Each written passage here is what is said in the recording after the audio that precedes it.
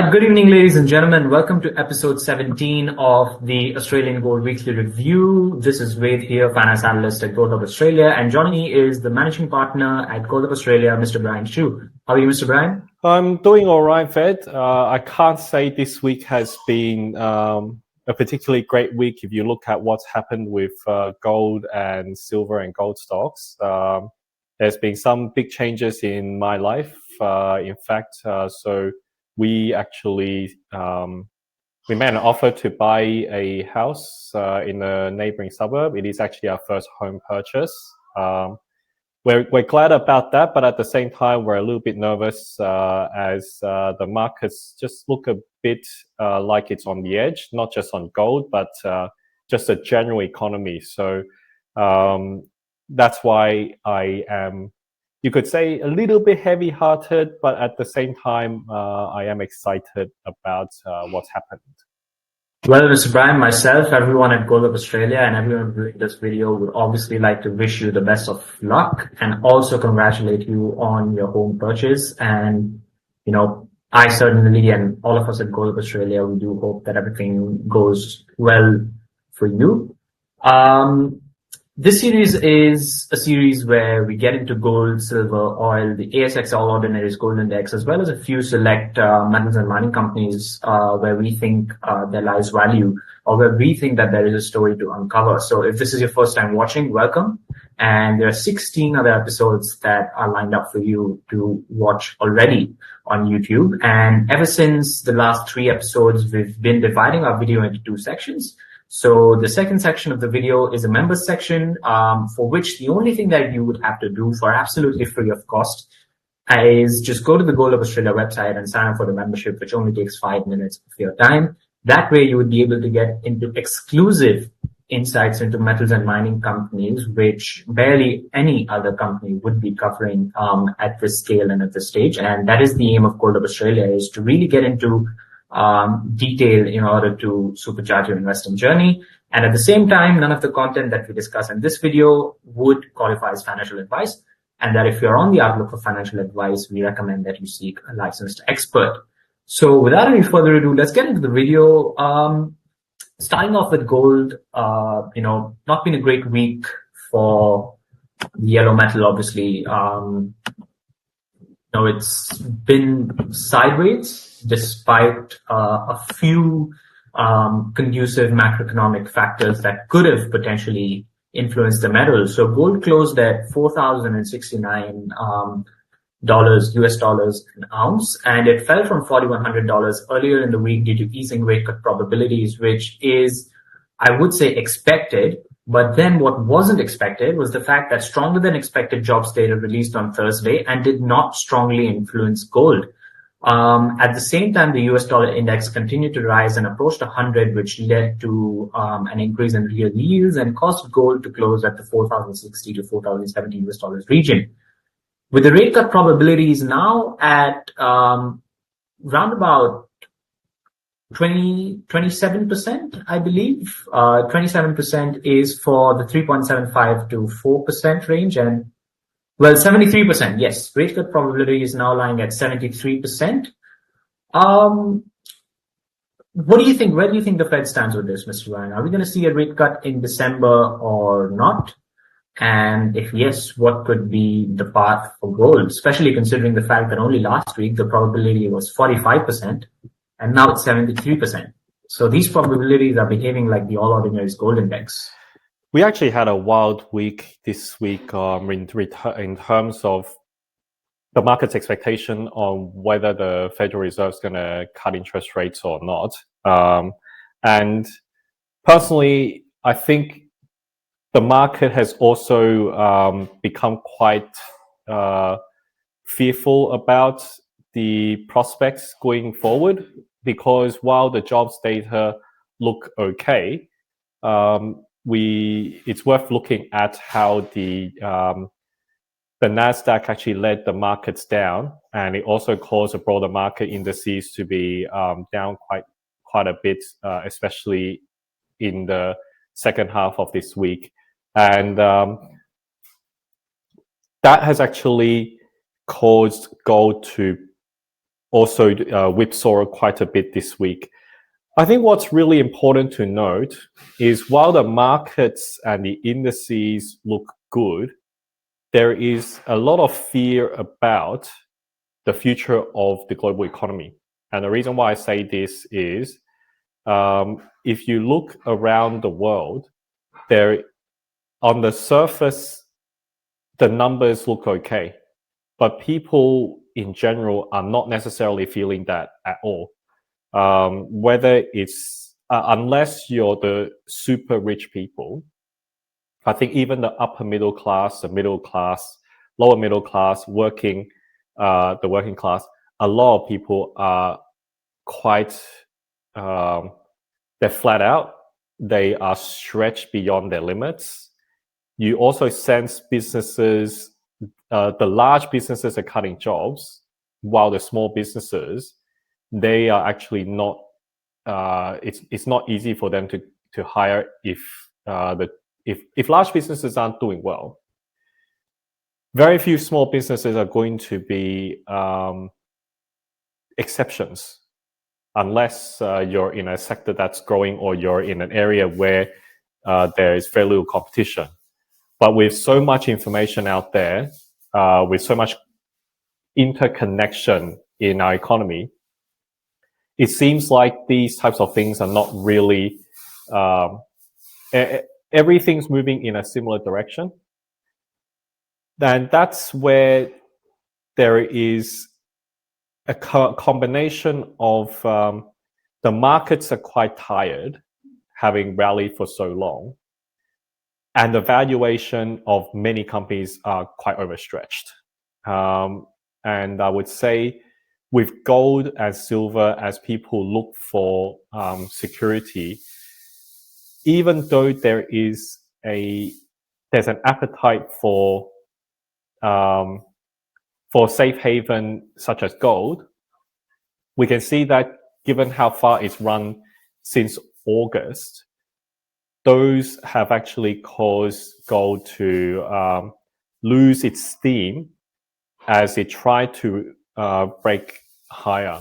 So last week we saw how gold actually tried to break out to over 4,300 and it got pushed back. Silver tried to break out as well, and now we're seeing it test the key support levels at 4,000, and silver looks to be testing about $48 at the moment. Everything feels very heavy, I can tell you, and it is something which I am quite concerned about. Even though gold would normally benefit from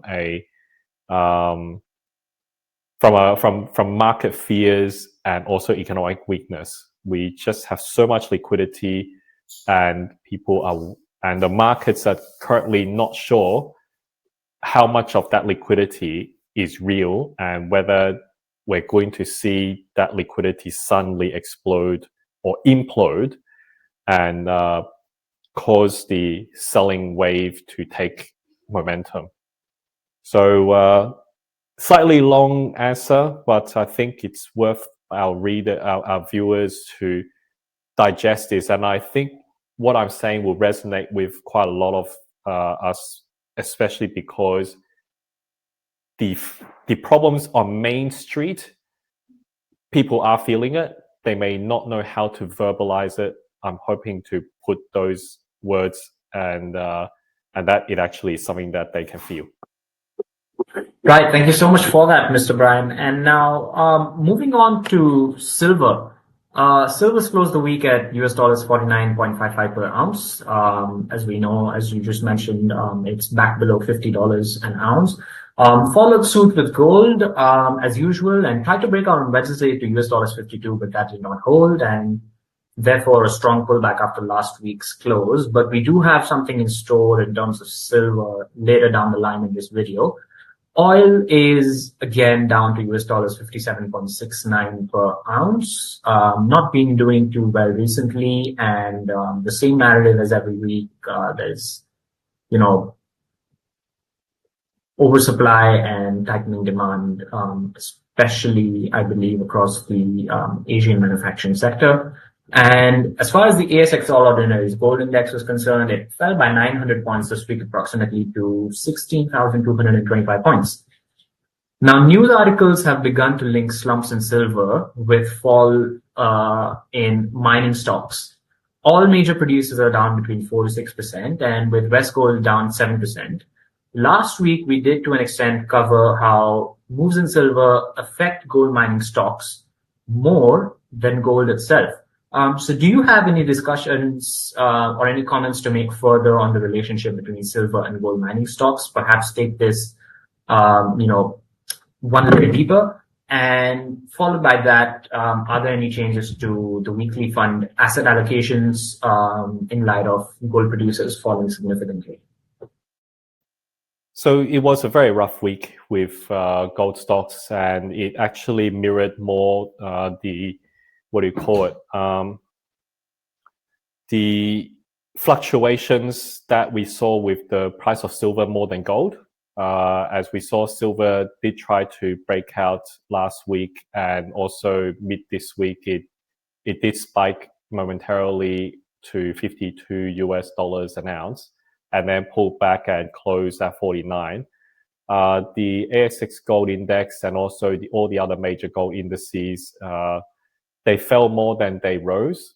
And it is worth noting, out of the top, if I scroll down the list of the gold companies and their weekly performance, I think about 85, 90% of the companies are actually down this week, and a significant proportion are actually down by more than 10%.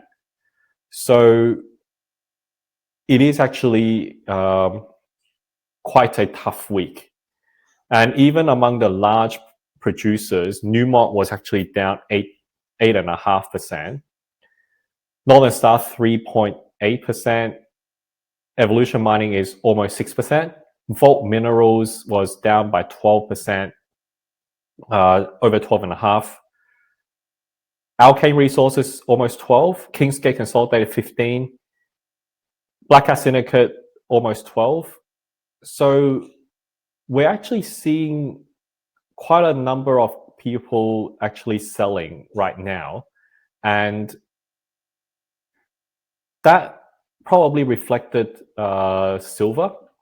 And going forward, while oil is down, because of the mood in the markets where stocks are currently, there's a perception that stocks are a bit overvalued. Actually, I would say is an understatement. The blue chip companies, I think a lot of them are quite overvalued, while mining companies, some of them are moderately overvalued. With gold stocks, we actually have said that they are overvalued. So given the jitters that we're seeing in the market, I think people are actually selling and taking profits. And this coming week, I would expect that could continue unless gold manages to find its base, holds 4,000, and silver also turns around and holds above 50. So while the Federal Reserve's likelihood of cutting interest rates is suddenly spiked because of the comments by one of its Board of Governors, Williams. Let me check what his first name is, because that was actually what helped turn things around slightly this before the market closed this week. But even then, I think it wasn't quite enough to send everything on a more positive close. So he's more concerned about employment rather than inflation.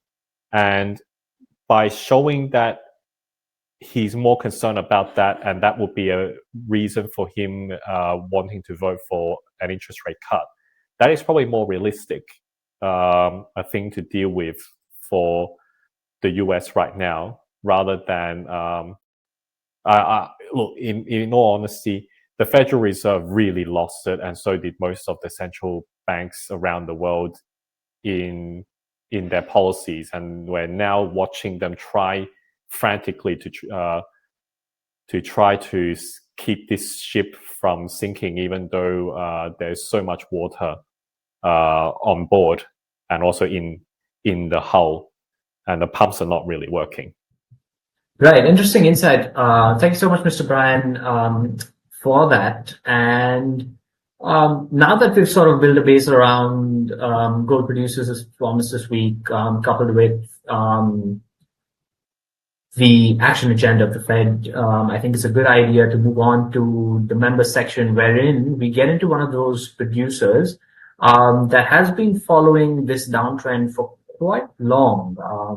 I mean, it is only recently that our star producers, Evolution Mining, Northern Star Resources, Ramelius Resources, and a few others like West Coast Resources have been on a downtrend. But this one specifically has been on a downtrend for the longest time, ever since it's been listed, in fact. But there is a chance for a turnaround. And in the members only section, we will discuss whether this company is on the verge of a turnaround, and that company is Brightstar Resources. So ladies and gentlemen, if you want to get into a deep dive into Brightstar Resources, discuss their stock price trends, and see if their latest news is conducive for a turnaround in the stock prices, and if this is a time to buy the dip, not financial advice, please go to the GoldHub Australia website, sign up for your free membership. It takes only 5 minutes, and we'll see you in the members section.